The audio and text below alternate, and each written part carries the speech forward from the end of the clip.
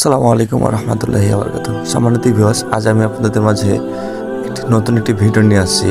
তো এই ভিডিওতে আমি আপনাদেরকে দেখাবো স্যামসাং M31 এর ডিসপ্লে পরিবর্তন কিভাবে করতে হয়। তা সঠিক নিয়মে সঠিকভাবে সুন্দর করে ডিসপ্লেটি পরিবর্তন করে আমি আপনাদেরকে দেখাবো।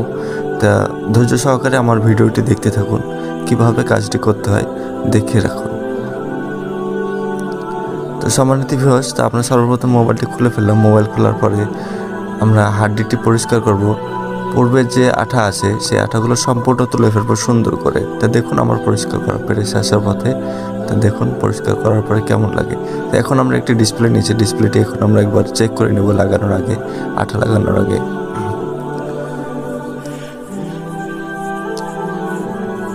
তো দুঃখিত বন্ধুরা, আমাদের মোবাইলে চার্জ না থাকায় আমরা মোবাইলটি চার্জ দিয়ে নিলাম। তা দেখুন আমাদের ডিসপ্লেতে লাইট চলে এসেছে। এখন আমরা টাচটি চেক করব, আমাদের টাচ ভালো মতো কাজ করতেছে।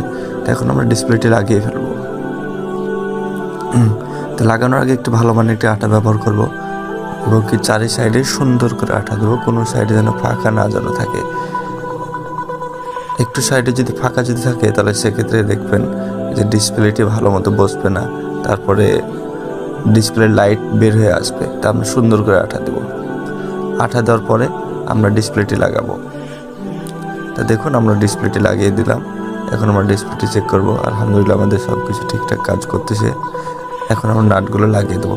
আরেকটি কথা, আমার এই পেজে শুধু ভিডিও দেওয়া হয় মোবাইল সার্ভিসিং বিষয়ে। আমার এই ভিডিওগুলো যদি আপনাদের কাছে ভালো লেগে থাকে তাহলে অবশ্যই আমার পেজটিকে ফলো দিয়ে রাখবেন আর ভিডিওতে লাইক কমেন্ট শেয়ার করবেন।